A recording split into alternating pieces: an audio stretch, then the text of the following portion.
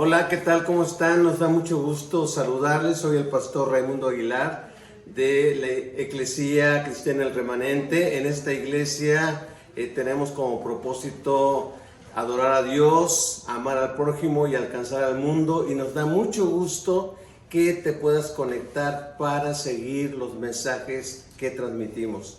Pedimos tus oraciones. Dios te bendiga, que tengas un muy buen día.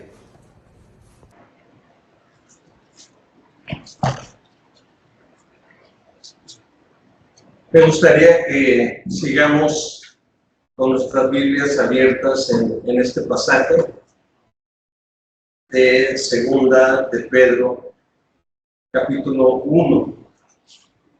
Y vamos a estar meditando y sacando algunos principios para nuestras vidas el día de hoy. Yo quisiera introducirme con lo siguiente.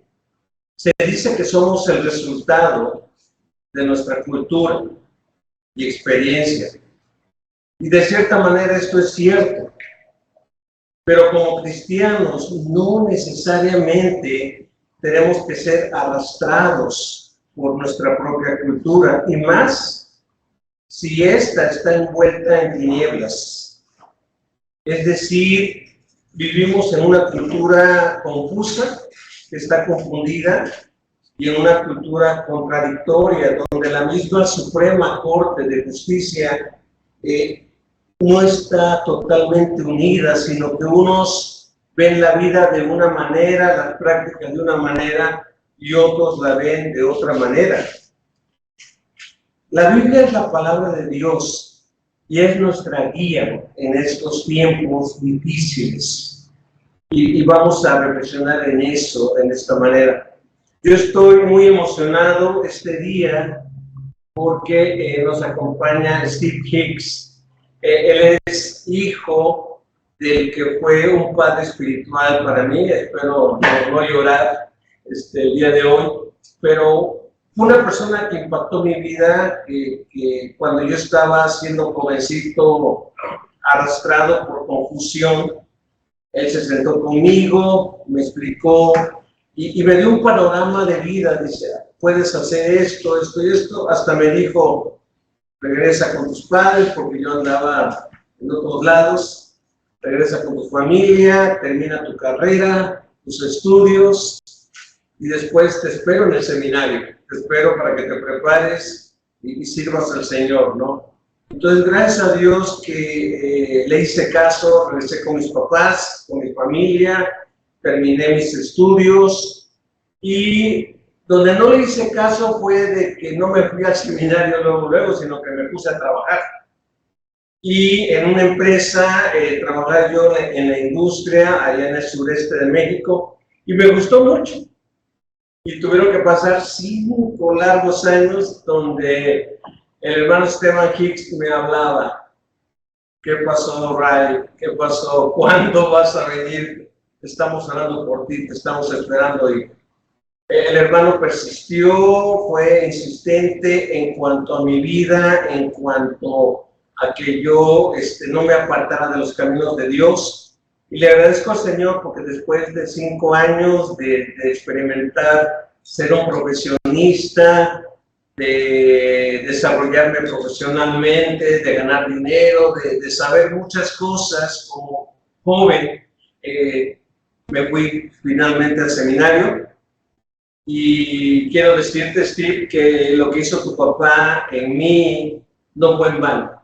Dios hizo algo importante en mi vida y aquí continuamos, casi 40 y tantos años después de esto, ¿no? Y gracias al Señor, estamos sirviendo al Señor junto con mi esposa en esta congregación.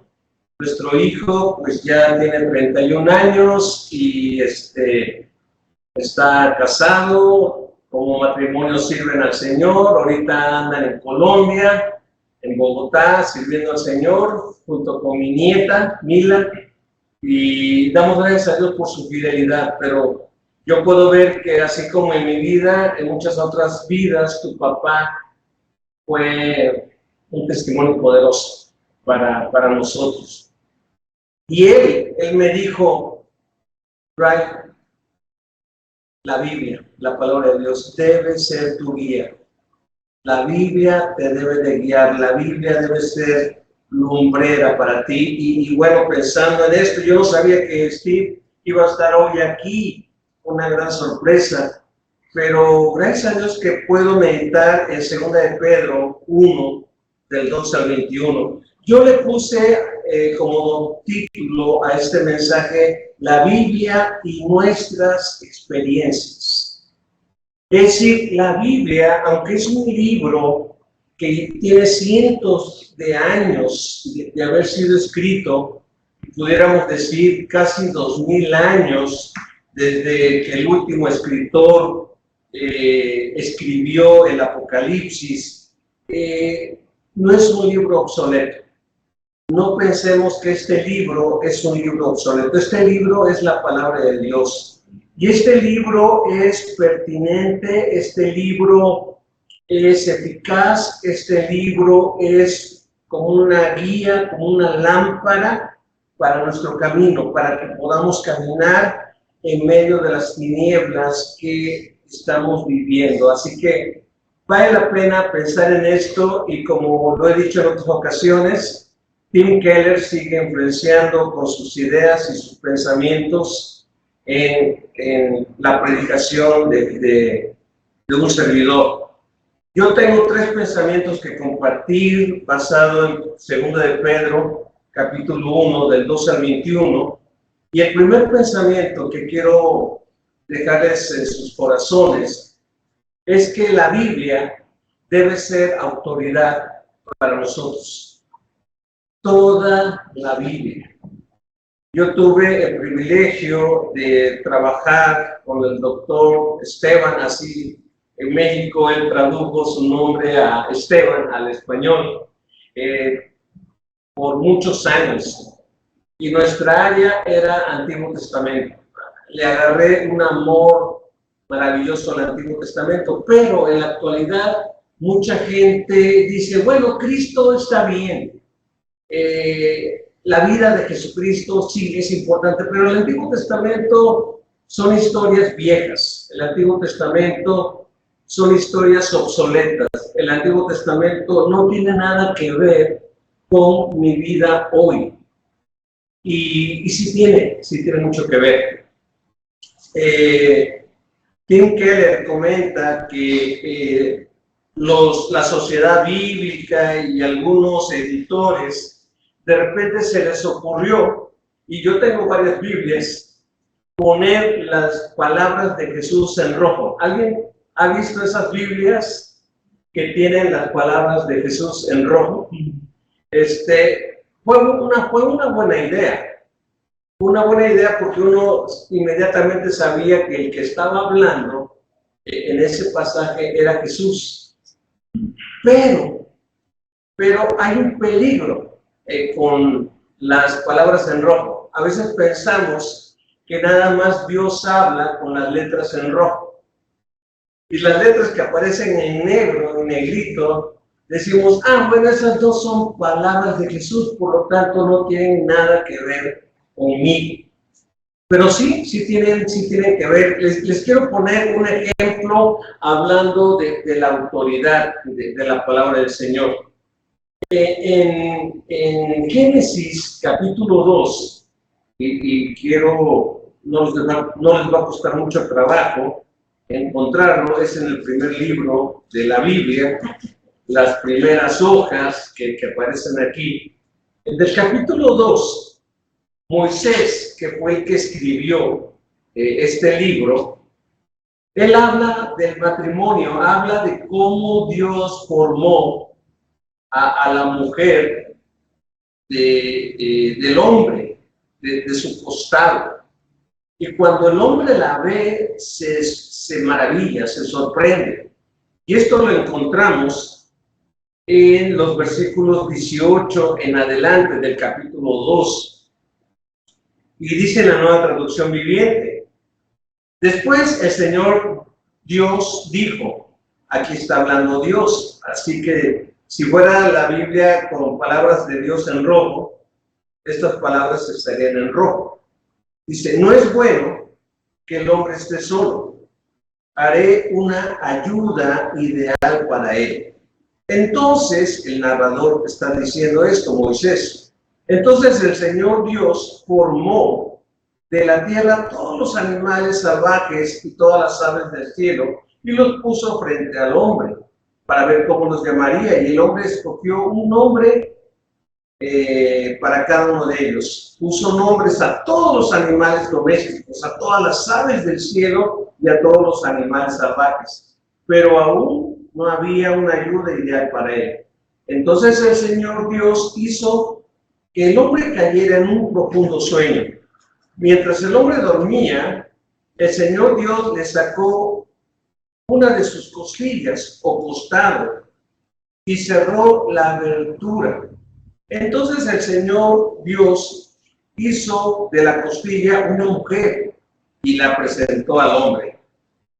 Versículo 23. Dice, al fin, exclamó el hombre, esta es hueso de mis huesos y carne de mi carne. Ella será llamada mujer porque fue tomada del hombre. Son palabras de Adán. Y luego el versículo 24, Moisés, bien emocionado, cita lo siguiente. Esto explica, no habla ni Dios ni habla Adán. Es Moisés el que está explicando. Esto explica por qué el hombre deja a su padre y a su madre y se une a su esposa. Y los dos se convierten en uno solo, o en una carne, ¿verdad? Hay personas que dicen, bueno, Dios hablando, sí. Los hombres hablando, está bien. Aquí el que está diciendo esto explica es Moisés. Moisés narrando la historia. Pero vean lo impresionante de esto. Cuando vamos a Mateo 19, Mateo capítulo 19, dice la Biblia en los primeros versículos del 19, que los fariseos, los religiosos, fueron a preguntarles al Señor si era permitido que un hombre se divorcie de su esposa por cualquier motivo. Y vean, yo tengo mi Biblia con letras rojas, en el versículo 4 del capítulo 19, dice, Jesús respondió. ¿No han leído las Escrituras? Él se está refiriendo a Génesis 2. Allí está escrito que desde el principio Dios nos hizo hombre y mujer. Y agregó en letras rojas. Esto explica por qué el hombre deja a su padre y a su madre y se une a su esposa y los dos se convierten en uno solo, en una sola carne. ¿Qué me enseña esto? Que Jesús, ¿cómo veía la Biblia Jesús? ¿Cómo veía la Biblia el Señor? Jesús veía la Biblia como la palabra de Dios. Él no se ponía a pensar, aquí habla Dios, aquí esto es Moisés, aquí esto es Adán. No, es palabra de Dios. Y para mí es válido lo que Moisés explica. Porque todavía Jesús dice, esto explica por qué el hombre deja a su padre y a su madre y se une a su mujer. Está diciendo Moisés, mire, a mí no me importa si está hablando Moisés, si está hablando Elías, si está hablando Isaías, si está hablando cualquiera. Es palabra de Dios. Y para mí, la palabra de Dios es válida. Por eso, cuando sea que yo esté predicando, o que alguna otra persona esté predicando, que nos basemos no en nuestras ideas, no en nuestra propia experiencia, sino qué dice la palabra de Dios. Y para Jesús, nuestro Señor, la palabra de Dios era muy importante. Le citan una situación del matrimonio y del divorcio, y él se va al principio, él dice, acuérdense la historia. La historia fue así. Por lo tanto, vienen a ser uno solo en ese aspecto, ¿no? Entonces, vemos que para el Señor Jesucristo, la palabra de Dios era autoridad. Cuando estaba a punto de ser apresado y llegan los guardias del templo y llegan los soldados a apresarlo junto con las autoridades judías, ustedes recuerdan que Pedro saca una espada y quiere defender al Señor. Y lo único que logra es cortarle la oreja a un soldado, a un criado que estaba allí, a Malco. Y Jesús detiene a Pedro y le dice, oye Pedro, detente, ¿que no sabes lo que está escrito? Es decir, está escrito que yo entregue mi vida. Yo bien podría, dice, pedir una legión de ángeles y ellos inmediatamente me obedecerían, pero ¿qué está escrito? En otras palabras, para Jesús, nuestro Señor, la palabra de Dios era autoridad y la palabra de Dios hablaba de Él. Y Él decía, yo voy a cumplir la palabra de Dios. Si para Jesús, nuestro Señor, la palabra es autoridad, para ti y para mí, debe ser autoridad. Es decir, ¿qué dice la palabra de Dios respecto a esto? ¿Qué dice la palabra de Dios respecto al trabajo? ¿Qué dice la palabra de Dios respecto a mis amistades? ¿Qué dice la palabra de Dios respecto a cómo manejar mi tiempo? ¿Qué dice la palabra de Dios respecto a mis relaciones, a mis amistades o a mi familia? ¿Qué dice la palabra de Dios? Jesucristo fue tan enfático que le dijo, no nada más cada palabra, sino que cada letra, cada puntito es importante. Dice, los cielos y la tierra pasarán, mas mi palabra no pasará. Se tiene que cumplir una jota, una tilde de la palabra de Dios, es decir, los signos en hebreo más chiquitos o más grandes, todos se tienen que cumplir. Era tan importante esto que cuando estaba en la cruz, el Señor Jesús citó el Salmo 22. Y él dijo, Dios mío, ¿por qué me has desamparado? ¿Por qué me has abandonado? ¿Por qué dice? Porque estaba escrito eso. Entonces, volviendo a Pedro lo que está diciendo es, ¿saben qué? En estos tiempos son tiempos difíciles. Son tiempos donde la gente dice, este libro ya no funciona, este libro ya no es para mí. Les comentaba yo la estadística en este país, que ya de cada 2 americanos, uno cree en Dios y otro no cree. En este país, el 50% de sus habitantes dicen sí, sí hay Dios.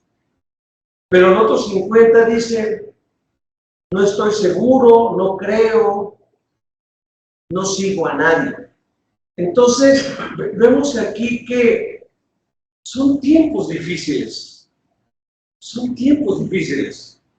Yo no entiendo a personas que de repente me decían, oye, si yo en México, cuando vivía en Chihuahua, cuando vivía en Torreón, cuando vivía en tal parte, yo servía mucho al Señor. ¿Y qué pasó? Pues me pasé de este lado. ¿Y qué pasó después? No, pues me vine para abajo. ¿Cómo? ¿Cómo?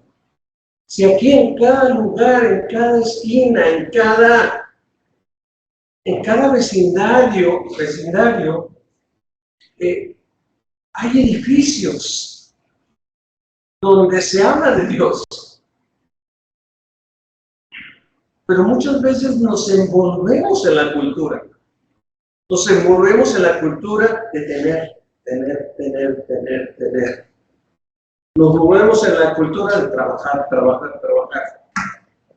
Cuando nos damos cuenta, no tenemos ya tiempo para nada.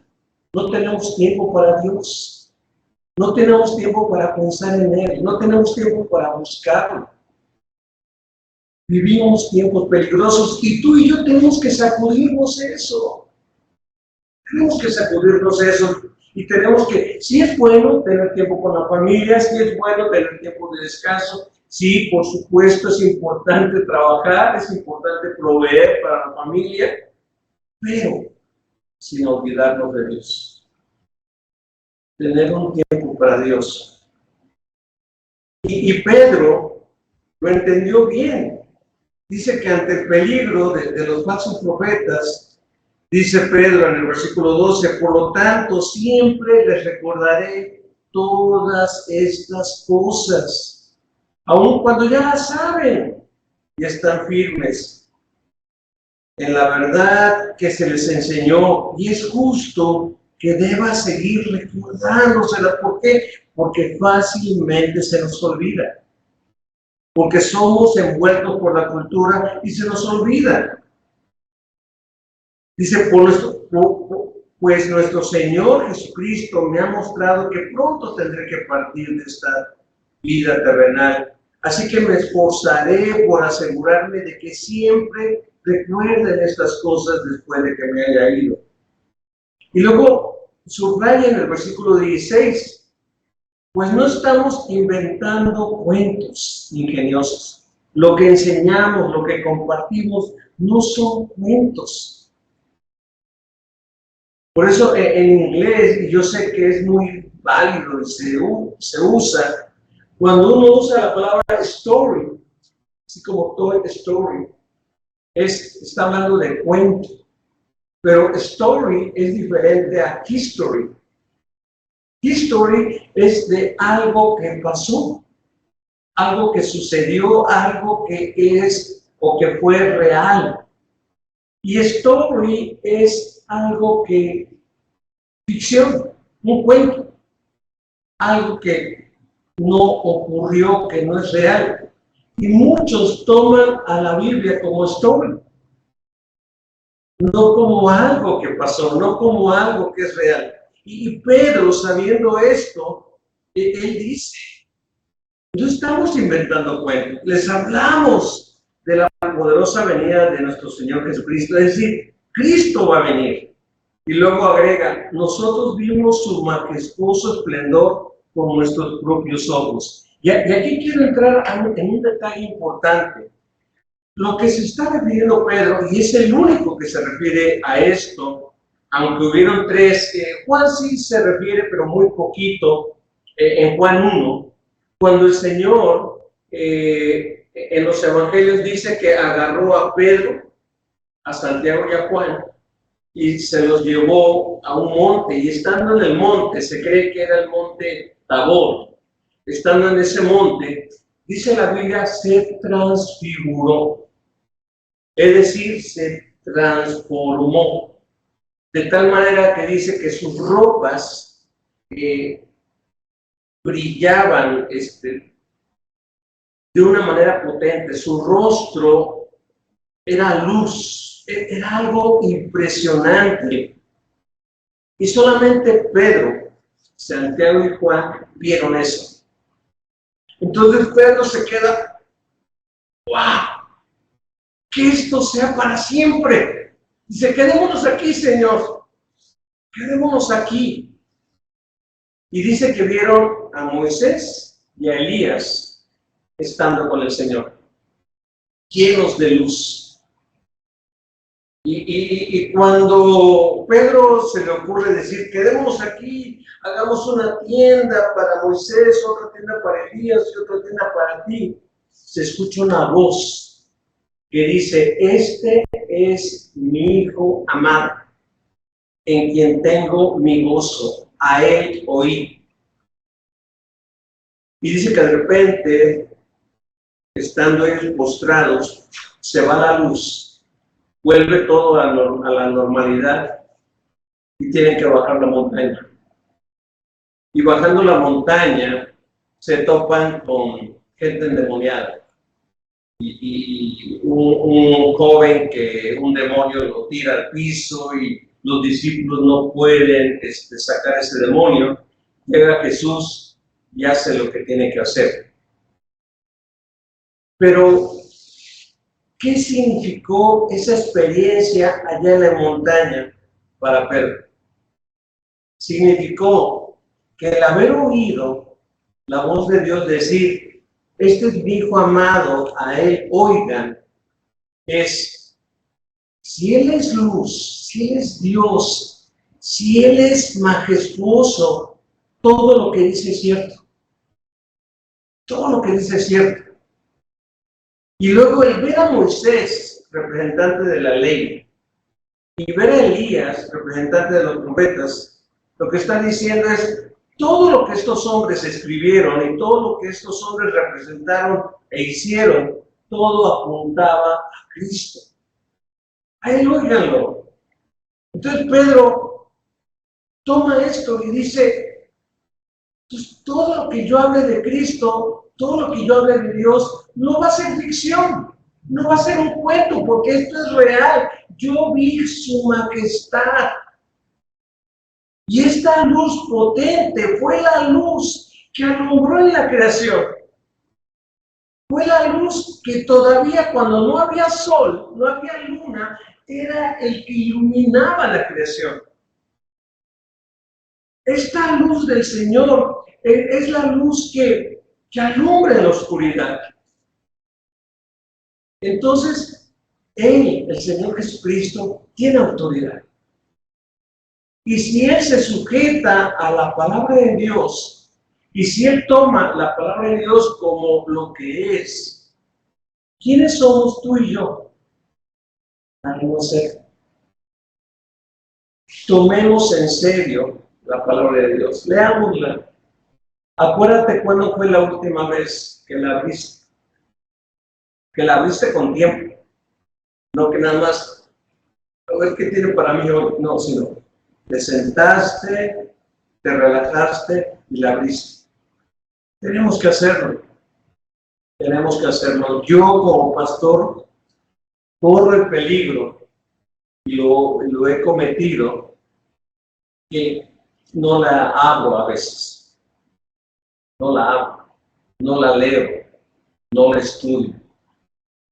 Así que como yo sé que yo enfrento esa tentación, yo te animo, amigo, hermano, hermana, te animo a que tomemos la Biblia con autoridad, la veamos en su autoridad, esa autoridad para nosotros.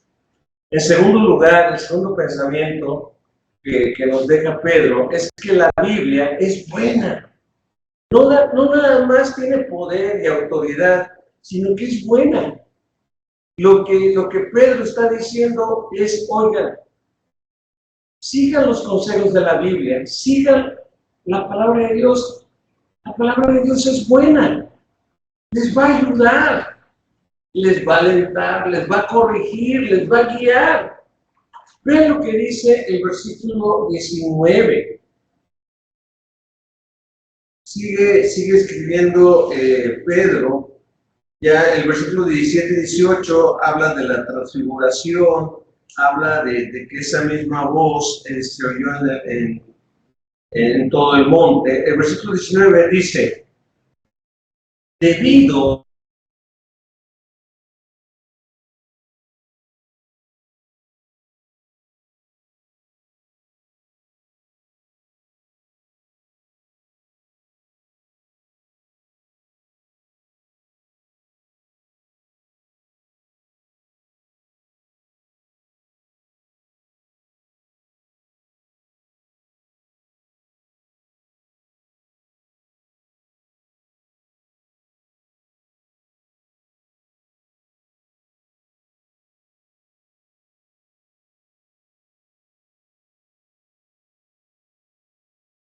entonces muchas veces en las distancias de las generaciones donde uno está instruyendo, a los hijos o a los nietos. Hay cosas que los niños o los jóvenes no comprenden. Y a lo mejor se dice, ay, es que me da flojera bañarme, me da flojera lavar mi ropa, me da flojera andar limpio, me da... claro, esto es glorioso, eso de tener la limpia o peinarme o arreglarme o hacer esto o hacer aquello. No, en el momento no se dan cuenta. Conforme pasa el tiempo, de repente dice, esto me va a beneficiar, esto me va a ayudar. Y luego se vuelven hijas disciplinados. Saben guardar sus ropas, saben lavar sus ropas, saben que se tienen que bañar, saben que tienen que limpiarse, saben que tienen que estar limpios y higiénicos y todo ello. Pero al principio, para aprender eso, se van a molestar. Se van a molestar, se van a enojar, van a rechazar, no van a querer. Pero hasta que aprenden la disciplina, entonces ellos actúan. ¿Cómo aplico yo esto a la vida? Yo lo aplico de que hay cosas que la Biblia me dice, haz esto otro, haz aquello. Y yo lo leo y no me gusta. ¿Cómo te voy a obedecer al 100%? ¿Cómo no voy a dejar esto para mí? ¿Cómo esto? ¿Cómo aquello? Y me voy a molestar con Dios. Y decir, ¿cómo Dios? ¿A poco tú vas a gobernar mis relaciones? ¿Acaso tú me vas a decir con quién sí, con quién no, esto y aquello? Y Dios dice, sí, yo quiero hacer esto contigo. ¿Por qué? Porque yo busco tu bien. Yo busco tu bien, yo busco lo bueno para ti. Entonces, vemos que tengo yo que ir contra cultura, tengo yo que no hacerle caso a la cultura, no decir, este libro tiene errores, este libro está viejo, este libro ya pasó de moda, este libro es de una cultura oriental, no tiene nada que ver conmigo, que soy occidental, que vivo en los Estados Unidos. Este libro es palabra de Dios, y este libro es para mí, y es para hoy, para que yo lo aplique hoy en mi vida. Así que es bueno para nuestras vidas. Por último, el tercer pensamiento que les quiero dejar es cómo funciona esto en nuestras vidas, cómo funciona esto en nuestras experiencias. Vean lo que dice nuevamente versículos 19 al 21. Debido a esa experiencia, ahora confiamos aún más en el mensaje que proclamaron los profetas. Ustedes deben prestar mucha atención a lo que ellos escribieron, porque sus palabras son como una lámpara que brilla en un lugar oscuro, hasta que el día amanezca y Cristo, estrella de la mañana, brille en el corazón de ustedes. Sobre todo, tienen que entender que ninguna profecía de la Escritura jamás surgió de la comprensión personal de los profetas, ni por iniciativa humana. Al contrario, fue el Espíritu Santo quien impuso a los profetas y ellos hablaron de parte de Dios. En otras palabras, y vean cómo lo aplica Jesús. Por eso yo cité Génesis 2. Moisés va narrando lo que fue el matrimonio. Y Moisés llega a una conclusión, dice, esto explica que el hombre dejará a su padre y a su madre, se unirá a su mujer y serán una sola carne. Tú puedes decir, esto es pensamiento de Moisés. No, esto es pensamiento de Dios que le puso a Moisés para que lo pusiera en la Biblia. Para que lo pusiera en la Biblia. De tal manera que cuando Jesús cita ese pasaje, él dice, no me importa si Moisés llegó a esa conclusión. Es palabra de Dios. Es palabra de Dios. Por eso dice, ninguna profecía, ninguna enseñanza, ningún evento en la Biblia es de interpretación personal, de interpretación privada. No es de que Moisés en su propia cultura entendió eso y puso. Dios pensando en ti, en mí, Dios pensando en este siglo XX, Dios pensando en que en la actualidad de nuestro país de cada dos matrimonios, uno es divorcio, Dios por eso puso eso. Por eso el hombre dejará a su padre y a su madre, se unirá a su mujer y ambos serán uno solo. Uno solo. Y no nada más está hablando de lo sexual, está hablando de una intimidad entre los dos. Llegan a ser tan unidos, tan afines, que Dios los bendice y los saca adelante. Entonces, yo quiero citar un ejemplo común para aplicarlo a nuestras vidas.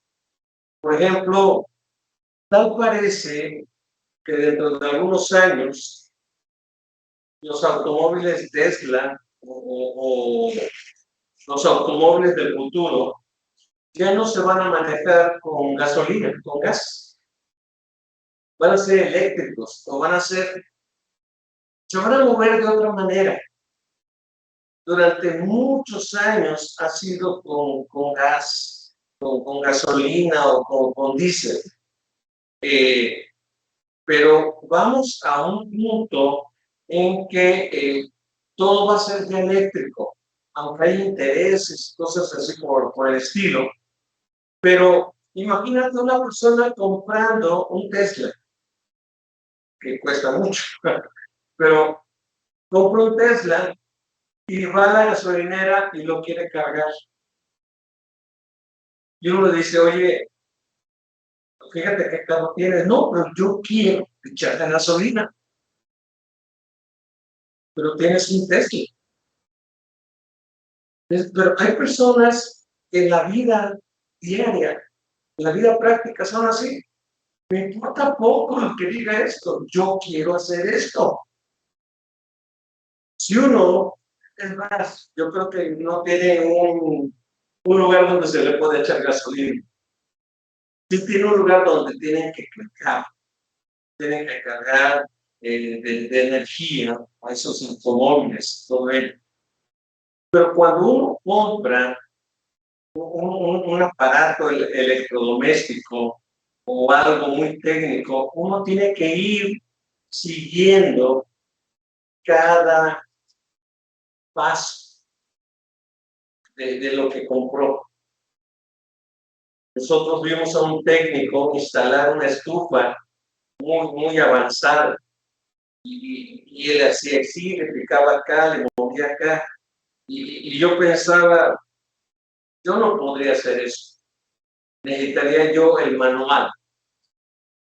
Y nos dijo, aquí tiene el manual para su hijo, para su esposa, cualquier duda, aquí está esto, ¿no? Eso es con cualquier cosa, con una televisión, con una computadora, con estos aparatos que vamos descubriendo muchas cosas nuevas en nuestras vidas.